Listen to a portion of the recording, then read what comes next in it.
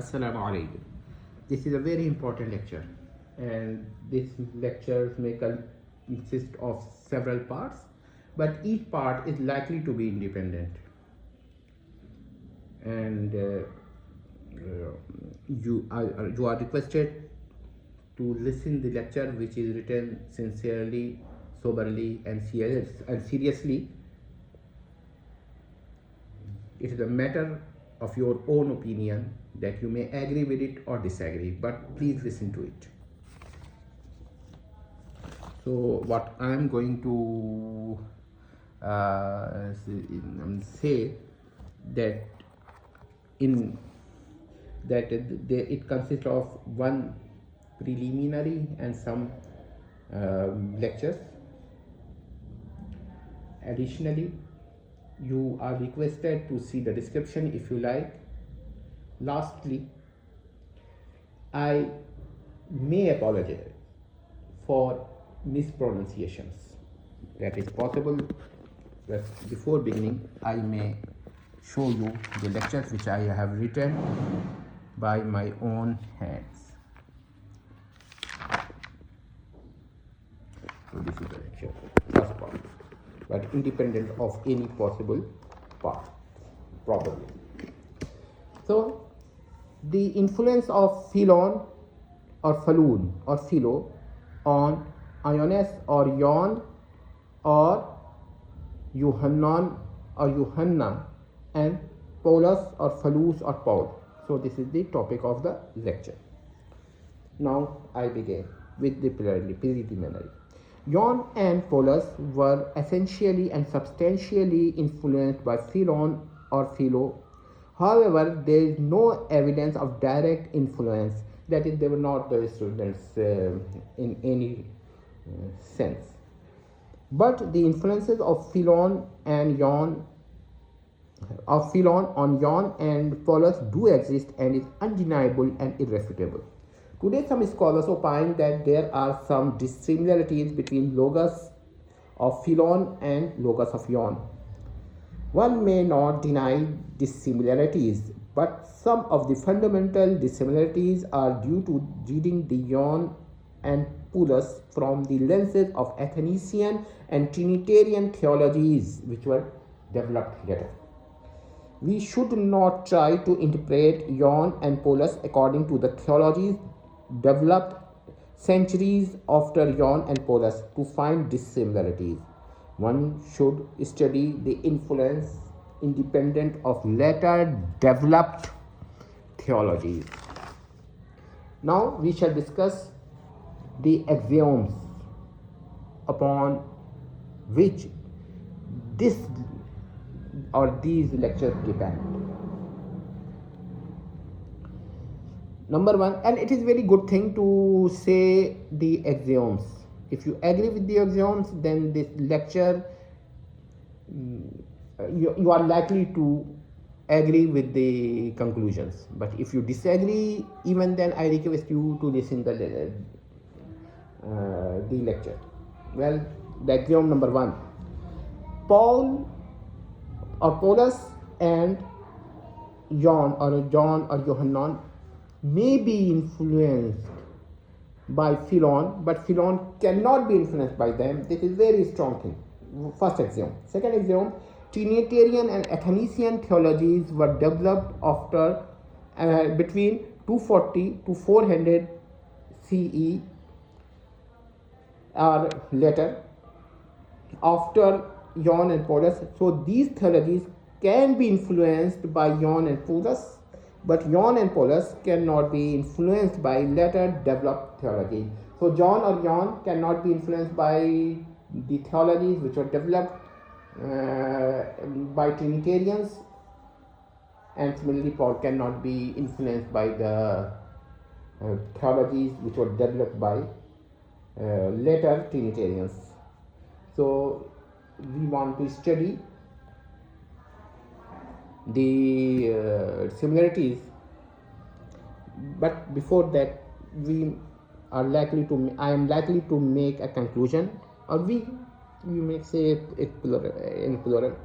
Philon of Alexandria lived 20 BCE to 50 CE, decades before New Testamental books.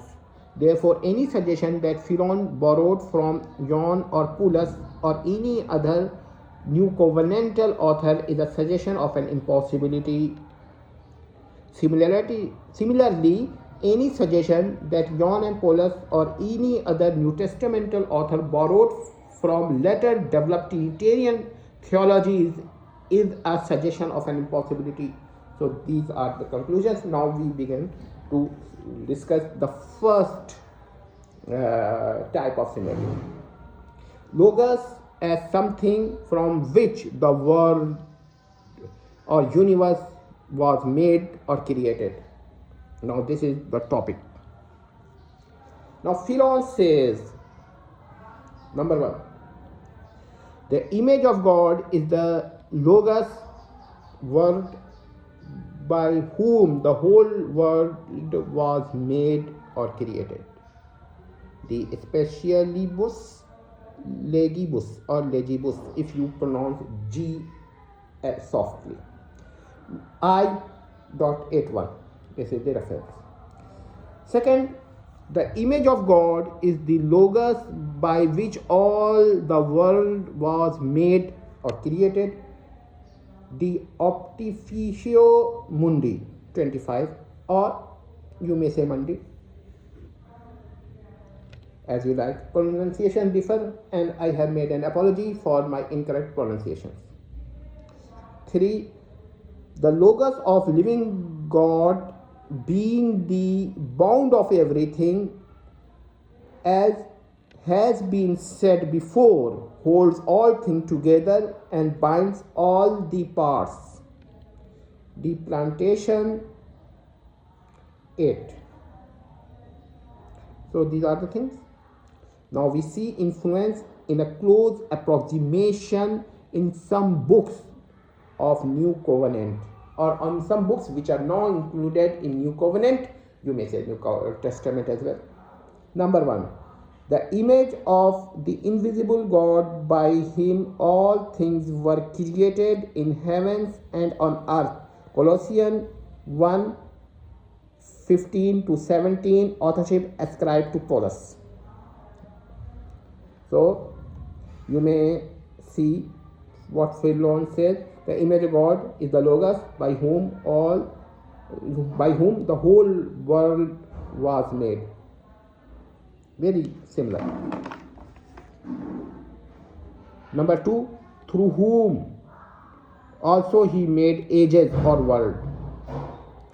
Hebrew 1, 2 or verse 2 or 3, authorship ascribed to Paulus.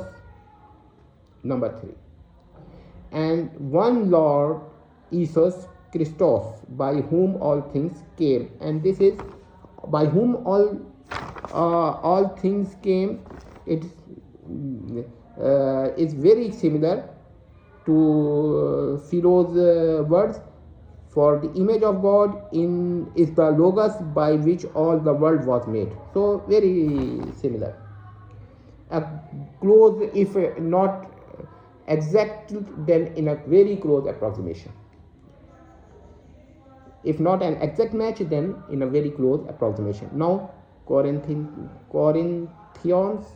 8:6, all things were made through him, and without him was not anything made that was made. And this is also very close. The image of God is the Logos by whom the whole world was made, approximately close. For the image of God is the Logos by which all the world was made, approximately similar or close. Logos of the living God, being the bound of everything, as it has been said before, hold all things together and bind all the parts. Is very close. So the authorship of Iohn 1:3, all things were made through him, and without him was not anything made that was made, authorship ascribed to John.